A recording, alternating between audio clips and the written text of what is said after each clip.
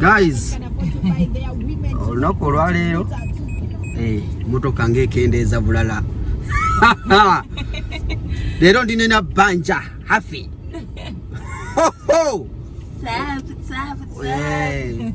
Anti kati nze ebyange kusayibu ekitwaka ku YouTube. Ekibozi wekitandikira weewo Hafy. Wabula tobintuuza. Situula mu bigambo. Kakati. Tolina kyonke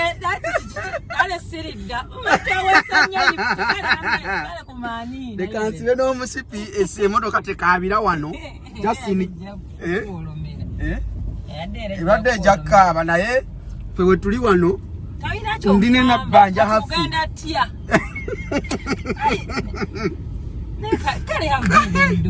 Okay. Tuli mu kutya bannange. Kyolina okukola wama kati nze ntandikirewa. Byonna bye twagala okuwulira byonna. Tubinawo like in 5 wetunatuukira makindi ku muzigo. Nga byonna tubimazeeyo bannange. How are you Hafy? I'm fine. How are you? Nga you look good. You look like nyam nyam nyam. What is nyam nyam? Ekyana kiglowinga mu kale eno bannaye. Nze kale zino bannange. Baatugamba baddugavu fulisa tunanga abatanaabye. Tawo abaina bezitima omwana yakwa gwe mu kizigo ettima ate omanyi nti wongo ogudde mu kizigo oli kasero ba depressed ekizigo kino kinenge gye bulwe tunako ng'obugalo bwakona ng'oli ali ku kala eri kunnacho ya black mudduka nga tonyiga kati singa kale nzirayo mu black yange. But it's never too late. Actually it is very easy okuddayo mu black. Choba black color ya maanyi teri yo muzungu asobola kweza mugondi. The latest abantu bayinza okukola kati nga abazungu abo like the Kardashian kwa nga abazungu so dating abasajja abaddugavu. That is the latest you can get to a black person is dating omuddugavu but never to afuka muddugavu. Naye ate okufuka omweru it is that cheap wefuusa. Bana beekuba empiso bandaga siwaliyo ne drip ya gundi yekweyerusa ngololo nanfaaki mpana n'abazungu kulabika bulungi ate abasajja mu abasinga owabya abaana bano sirimu. I swear I'm not among them. Abasajja basinga owabya abaana bano kati nze wembeera nga ndi nawe for example boyfriend wange tuli mu motoka tutambula n'olaba ekiwala ekyeru n'ekibuloberako oba ne nkukwata n'omuwala omweru ng'okiitinga naye in my head njalowooza oyagala bantu beero ogende nawe yeruse kati singa tubeera n'obuzibu bwonna mu relationship njalowooza like katanjagala because of my color biki nga naye agenda yeerusa but anyway ebyo abantu abalina loss of esteem but me I am proud of myself. I know that's why I like you by the way. That's why I like you. Omwere tukulinaako buzibu ng'oli ku nakyo naye nga bw'obanga yegwa sente kugula kizigo but that is low self esteem but wekyusa the only thing omuntu yandiyakyusizzaako nga bw'obanga olina ekintu ku mubiri nga kikuluma tugambe oba okutukukomerako ekintu nekikuluma go for treatment bakisaleko ekintu ekitakuluma nga kirino Katonda bwe yakitonda kireke you know okitegeera omuwala ng'oli mweru beera mweru okitegeera omuddugavu beera muddugavu naye bw'oyeruka n'obanga gonja gwe bazizzaako abantu waye bati buli kimu omuntu atuuka okweyerusa buli kimu kiba talimatira mulamu bw'ensi eno buli kyalina abalaba alina taba mu mativu naye tuyagalire mu kkala yaffe ng'obwa Afghanistan bugenda okujja kale batwagala tuzale mu Afghanistan tumanye nti abo bali ki beeru naye kati bannaye n'omusajja yesunga Afghanistan banaye boyfriend wo yapostinzeko ku Afghanistan balimu ku magezi osanga omusajja napostinga Afghanistan kuzeera zessaawa eno olaba aina muna wizo kwesanga watu amne abitwala serious not just jokes okitegeera kwasinga twali byali byakulya nti mune foreigners muno ngo mulimu abasomali amulimu abakongo amulimu abakibati n'omukongo naye taliika yo musomali yali Musumali gubeera nnyo muleege naye waliyo omulenzi asobola okuba nagalya ku mwala omusumali abalaje ekikulu bawunyannyo katungulu kimu abalaje bali abagamba bali abasumali omanyi abasajja abasumali naye abasajja abasumali banga omusajja omusumali Hafy gwasinga otegeera abasumali abo siri abisisobola waaye kati kumachanga kuno omaze okunyuka ng'omukyalo ozuka sameka nzuka saa 11 alamu yange zevuga ezokumacha nzuka saa 11 I wake up and pray oba nawe otugantuge nganze of course there are those days I swear jogituga naye kati nze buli wogituga omanyi obudde bw'okumacha budduka buli wogituga gwe kenyini you are affecting yourself you pray so I pray of course I run to the bathroom shower byonna challenges gyenfunamu kati I used to work on radio era nakeera on Galaxy FM 100.2 Galaxy FM but that was long time nenkola ne radio 4 wanentinda so omanyi waba okola ku gundi your radio is simple like it's a lifestyle so radio I just shower dress the way you want of course ngawolaba uli comfortable uli smart enough yambala ekisweta kyo TV demands you to make up omwana omuwala engato yambadde otya buli kimu ebintu kate oteka extra mile tobanga ku radio however ya radio nalina nkeera nnyo because show kick starts at sawa 12 so by sawa 10 nga alarm zevuga naye kakati ku radio sawa musho zetandika then radio is so demanding radio TV ekola ekyejo kyenjirabyeko TV you have a producer then tuka ku mulimu ga producer nga amanyi what I'm going to do Dr. Kwefurukuta big up to Dr. Kwefu sajja wamanyi nnyo omwana oyo so much omwana oyo azimbye abantu bangi nnyo yadde emyaka gikyali mito naye azimbye abantu bangi nnyo so kakati naye radio good producer nze TV rather radio nga nkola ki radio osula osoma radio is reading wagenda okweyiyiza buli kimu gwabeera wali ku pesa bakwa run down how the show runs kati content yenna gwamu enonyeza teri yokola change ku radio kati TV byenfaako ndabisentya kutuuka on time of course era muntu wetaaga okubanga osoma ebyo olina okubeera nga oli knowledgeable olina kudalinga buli kimu kyoyogera producer we yakigamba olina okubeera olina okuba nawe oli creative ng'omanyi okuyiiya make research osomasomako if producer wajja nagamba we are going to talk about for example HIV you know something about HIV like bamufuna batya todda kumpewo n'ogamba HIV bamunywera mu kikopo simanyi akawuka abantu n'obatunuulira so radio is so demanding then radio yo ya hours nyingi breakfast share vanga saa 12 paka saa 4 awo naona abantu tobatunuulira you're speaking sense you're doing what so you radio yes ne mubeera team era musoma nnyo mwenna buli omu deliveringa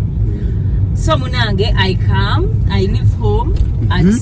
I leave home at 6 by 6 I'm on the wheels I'm on the road bojikutte enkata nga bojikuta I'm on the wheels then netuuka ku Masengere of course as a team you meet your producer n'abayitira what you're going to do and everything ebimu nga omanyizi WhatsApp group yabagambye dda so nga you made research about it tugenda otuuka ng'ebimu tuwabisanzeeyo dda ejase olina okugatirizaako bugatirizaako kutereza mu buterezi oba waliwo happenings ekiro nga mwebase nakibagamba so ate nga naye musajja wattu alina okugenda kumpewo ku radio akole I look at him I'm like kana katwe boy kano musajja oyo omusajja I can't even do a half of what nesa musanve z'ekiraba update tugenda kola ki that is Kwefurukuta by the way that is our producer so Hafy after the show kusumulula nga tuvuddeyo ffenna kati nga bwe tuvuddeyo kyekiddako nina maduuka abiri oh that's good by the way waliwo awo nga nakava ku Galaxy nava ku Galaxy nga ngenze maternity leave webitwa bityo nengenda nenzaala nesiddayo ngomanyi ebyemirimu so kati nembeerawo kaawo nga sinaba kuddamu kufuna mulimu oba nga inafuna ku radio nga sinaba kufuna neŋŋamba naye kakati omanyi kyekyo kyenatulamu neŋŋamba bwebanga sikola nga tebankozesa because guno mulimu gwakukozesa sigenda kera kumakyakola media house yange what can I do kiki ennina mu bwongo bwange kyenyinza okukola nempikinga interest mu baana bakola makeup I could go for parties then nalina kiki yankolangako makeup nga kusaba ssente obuntu bwakuteekako abayi bukonsiira simanya foundation kati neŋŋamba waliwo omukyala mu tawuni kazini wange yagende kazini wange yenga alina saloon n'ayigirako n'ebya makeup because she's booked okukola ku bagole asobola providing a package yonna so I picked interest in bit of makeup I went I trained I am no oba kyayita professional a trained makeup artist osobola okukola ku muntu bulungi oba mugole oba biki For real? Yes. Nabakola bakolako? Yes. Nabayimbi so bakolako makeup? Everything. Oh! Lwakuba. Banange. Nti kati gino emirimu gitulya nnyo ffe ng'abantu. Kati ekintu ekyosobola okukola n'obeera nga tosobola I didn't know by that. Kati ono wa boda lwaki ayisiza ku mukono ogutali kugwe. Ate kiyimiridde nja kikuba. Njala mutomera muleke. Hey. Tugende wamma. Akati munaye. Nga nkola ki? So nina edduuka natekamu nengamba akansuse okuchokola obukozi makeup nentika makeup mujja bweru original products ennungi nno ddala so ntika makeup nemuteka mu dduuka nengattamu ebirala nga onoogamba kanyongereze mutekamu bags ntekamu engatto not heels but sandals jewelry bino earrings necklaces but birungi nnyo bintu byange bya mulembe edduuka liri side cheri lyali mu town nenga omanyi ebintu bya covid yatuletera okweriya yali mu town nga ndi ku that building eyantake I'm forgetting the name of the building kwe nalinga naye nga ojja kwesanga nga bwe twava mu covid eriyo yasooka weevo yasooka ne basasuza rent w'emyezi gye tutakoze ekyo kyambazaringa nnyo neŋŋamba kaakati omugezi ayiya n'afuluma ekibuga so nenfuluma ekibuga nefuna waliwo akazimbe kali okusalama road bakayita ka Dubai Mall nefuna obuduuka bwawumune buli cheap Dubai Mall Salama Road wano because by the wall aba nze nayinanga edduuka mu town naye ng'ebintu byange bisinga mbitundira online because we use our social medias biki kati ng'edduuka nsasula sente nyingi naye nga liringa store awo njagala tukuonaawo Hafy omwana omuwala ng'ali ku social media so okukozesa handles zonna so okumuyamba zitya okubanga akola ku sente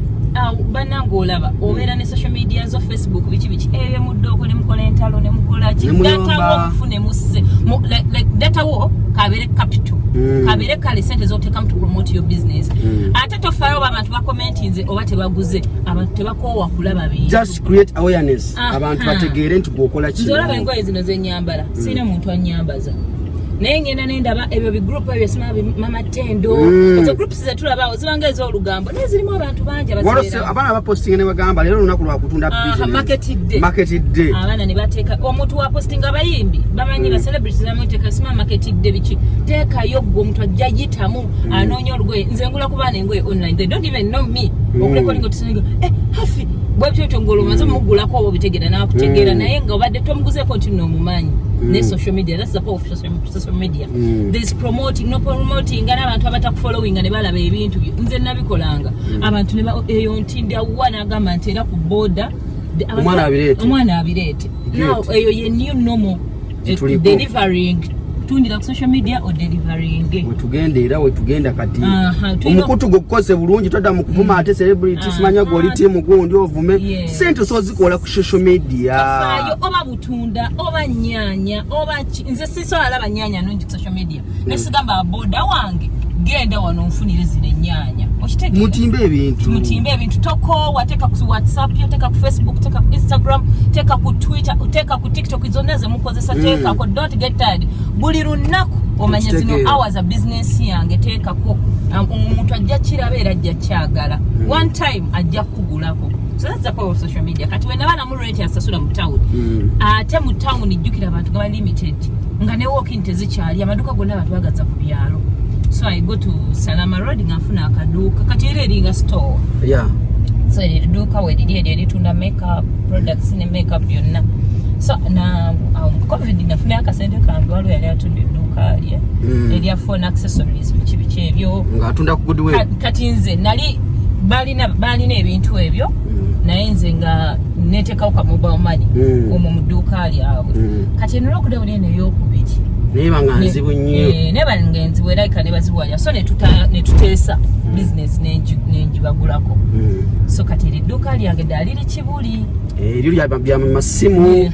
oyagala phone covers screen guards whatever everything nina phone cover eri ku simu yange sajibalaga yajimpadde fanana bweti